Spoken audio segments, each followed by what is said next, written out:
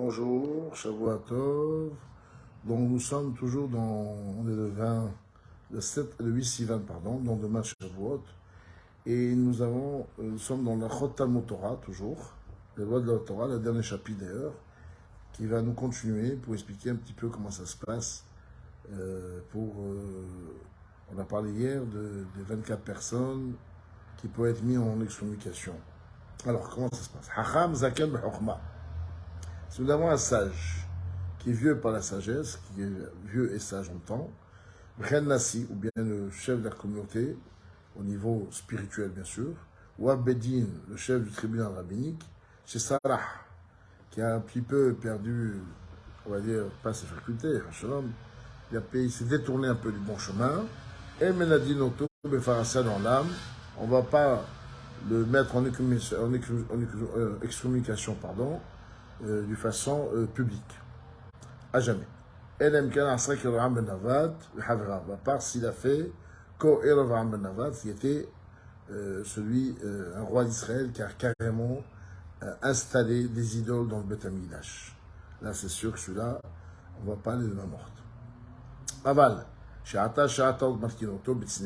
mais s'il a fait d'autres péchés, il s'est détourné de mon chemin, il fait des péchés, on cachette, alors il fait des péchés, on va le frapper, on va le faire les 39 coups de la Torah, mais en cachette. Shema, Kachal Tayom, Kachal Gamavian Mechalayla. Comme marqué que si tu as trébuché le jour, et tu as trébuché aussi le prophète la nuit. Même s'il a trébuché, il faut le couvrir comme la nuit. Allez, respecte-toi, retourne chez toi, retourne dans le bon chemin, on essaie de le ramener au bon chemin. Si c'est un homme de Torah qui est condamné à être en idouille ou en excommunication, le Bedin ne doit pas s'empresser de le faire, il doit patienter, et on va essayer d'abord d'éviter de mettre des gens en idouille, même des gens simples. C'est pas une très bonne chose de mettre quelqu'un en excommunication avec Dieu. חסידי החכמים היו משתבחים שלנו העולם מנדות החכם, אף על פי שמנמנים ללקוטו, מתחי מלכות, ואפילו מלכות תרבות, תחרדות נמנים עליו להקוטו. Il dit, les Hachamim étaient fiers de dire dans leur vie, j'ai pas eu besoin de mettre quelqu'un en excommunication, sauf qu'on a fait les choses de façon d'arranger les choses le plus gentiment possible, de façon à ne pas être obligé de bousculer les gens dans cette situation. Mais quand il fallait frapper les 39 coups de la Torah ou les 13 coups des Rabbanim, on n'a pas hésité à le faire aussi. Comment on met quelqu'un en excommunication? Omer, Pluni Yebishmata. Alors si on dit, ce monsieur à partir d'aujourd'hui il est en excommunication, et si la personne est là, on l'avertit.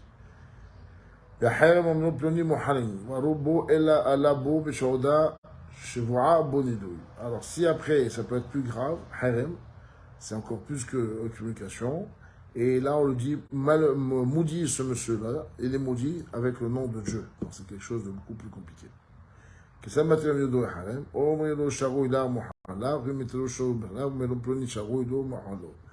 Alors s'il est là devant nous, quand le Bedin décide d'enlever d'excommunication, on lui dit, voilà, ce monsieur à partir d'aujourd'hui, il n'est plus mis en excommunication, on lui pardonne, ainsi de suite.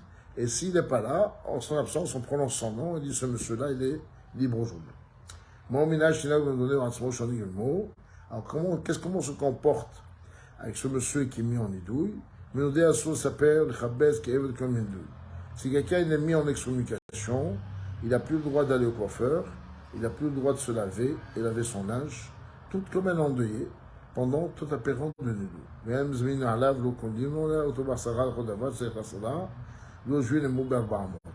Alors on ne pourra pas faire le zimoun avec lui, premièrement. Deuxièmement, on ne pourra pas l'inclure dans un minyan, quand il y a besoin de minyan, et on ne peut pas s'asseoir avec lui dans les 2 mètres carrés.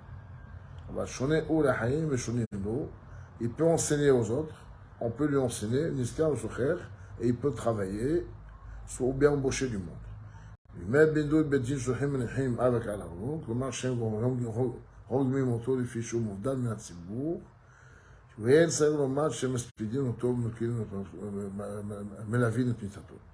Alors il va de soi que si jamais il meurt alors qu'il était encore en nidouille, malheureusement, le Bedin, on met dessus sur sa tombe des pierres, sur son cercueil, pardon, et pour montrer qu'il est différent des autres, et on ne va pas lui faire d'oraison funèbre, des discours, et on ne va pas l'accompagner comme il faut l'accompagner tout mort qui décède. Yoter, ala, Muharam, il est encore plus en situation plus grave, celui qui est en harem, en quoi c'est plus grave? Eh bien, il n'aura pas le droit d'ajouter, d'enseigner, ni on a le droit de lui enseigner la Torah. Il peut par contre étudier pour lui-même, pour ne pas qu'il oublie sa Torah. On n'a pas le droit de l'embaucher et travailler, ni il peut embaucher lui du monde. On ne fait pas commercialise pas avec lui. On ne fait pas de commerce avec lui, juste un peu de quoi se nourrir, pour ne pas qu'il crève de faim. C'est lui qui a été mis en idouille pendant 30 jours, il n'a pas demandé qu'on l'enlève, eh bien, il va falloir lui refaire le nidouille.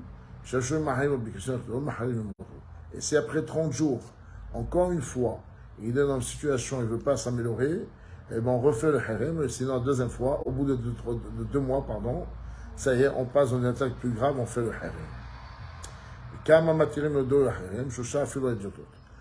Pour enlever le harem, l'excommunication ou bien le nidouille, il faut 3 juges, 3 hommes simples qui connaissent un peu la Torah quand même, mais pas, on n'est pas obligé, ou bien Yahid, Mumhe, Matir, Nidouille, Hanvado, ou bien quelqu'un de compétent qui peut enlever le harem ou le nidouille. Il y a lieu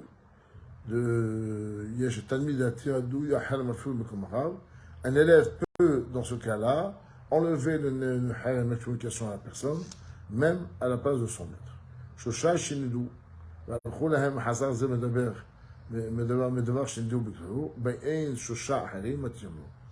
Trois personnes qui ont mis quelqu'un en nidouille pour un péché. Aujourd'hui, ils ne sont plus là. Ils pourront 3 autres personnes venir et remarquer qu'il a réparé sa faute et ils peuvent le nidouille, pardon. On ne peut pas dire, il faut obliger que ce soit les premiers. Non, c'est pas comme ça.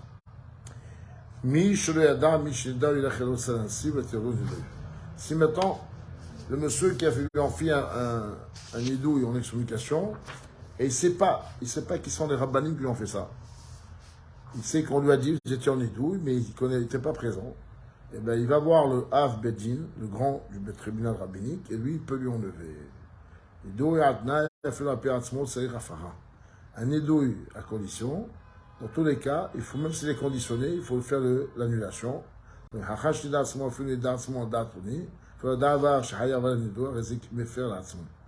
C'est un rave, il s'est mis lui-même en nidouille.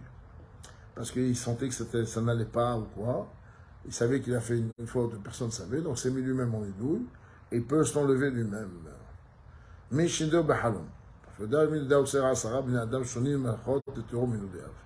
Si quelqu'un a été mis en excommunication dans le rêve, là c'est une situation, malheureusement, c'est-à-dire qu'on est venu dans le rêve de l'annoncer ça, il faut vraiment là 10 personnes, ce qui est beaucoup plus important, pour enlever ce deuil, et ce nidouille, cette excommunication, c'est une situation beaucoup plus compliquée. Donc c'est pour ça qu'il faut 10 personnes. Par ça, l'Omatsa Matirno fera ça chez le Mishnah. On n'a pas trouvé 10 personnes qui connaissent la halachot, et s'il n'a pas trouvé 10 personnes qui connaissent la halachot, ben ça suffirait. Il a bien cherché, il a cherché de partout. Il peut marcher jusqu'à une parsa, c'est une distance quand même de la ville assez importante. Il n'a pas trouvé, et ben dans ce cas-là, il aura de prendre des gens qui étudient la Mishnah. Le matzah, matir asara shorim mikol Torah, le matzah matir. Lo afilu asara, shena yodayim lekrot. Maintenant, s'il ne trouve pas, il pourra prendre 10 personnes qui savent lire la Torah, qui comprennent quand même. Et s'il n'a pas trouvé, il prend même 10 personnes qui ne savent pas lire. Le matzah mikomo asara, matino afilu shosha. Et s'il est dans un endroit de passage et qu'il veut, il n'y a pas 10 juifs là-bas, 10 juifs adultes, eh bien, il pourra prendre même 3 personnes. celui qu'on a fait le nidouille devant lui, il faut pour l'annuler qu'il soit présent. Si on a fait le nidouille en son absence, on peut l'annuler en sa présence ou en son absence.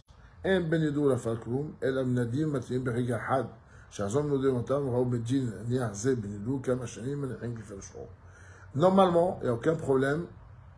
Le nidouille doit être fait pour un certain temps. Dès que la personne se reprend, il n'y a pas besoin d'attendre plus. Si la personne a fait tchouva, c'est réparé, elle a réparé la faute, on peut tout de suite lui enlever. Par contre, si la personne a fait, veut pas se réparer, eh ben, le Bedin peut maintenir le nidouille pendant autant d'années qu'il veut, puisque ce monsieur ne veut pas se réparer.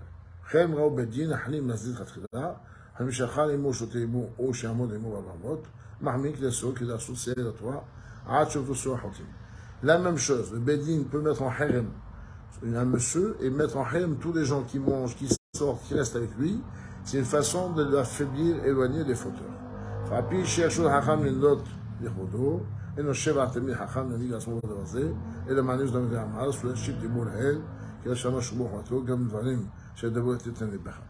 Un Tamid Hacham, si on a parlé de mal de lui, il peut mettre la personne en harem, mais ce n'est pas une bonne chose de le faire. Comme il a dit le roi Salomon, jamais mettre en harem quelqu'un parce que les gens parlent de toi, tant pis, laissez parler.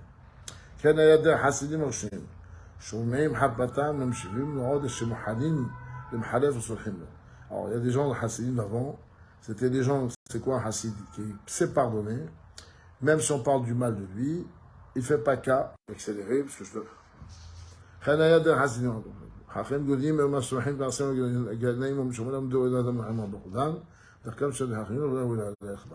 Jamais un homme ne s'est mis dans une situation de mettre en harem quelqu'un ou un hacham pour son kavod.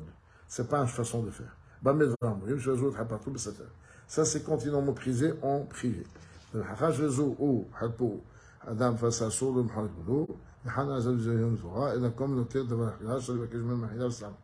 Et si on l'a méprisé en public, là, il ne doit pas pardonner, il doit être sévère et jusqu'à vraiment faire du mal à la personne qui a fait cette honte à la Torah, parce que ce n'est pas par rapport à lui qu'on a fait honte, c'est par rapport à la Torah. Alors nous avons fini les lois de la Chotam Torah et je vous souhaite une bonne journée. Shabbat Tov.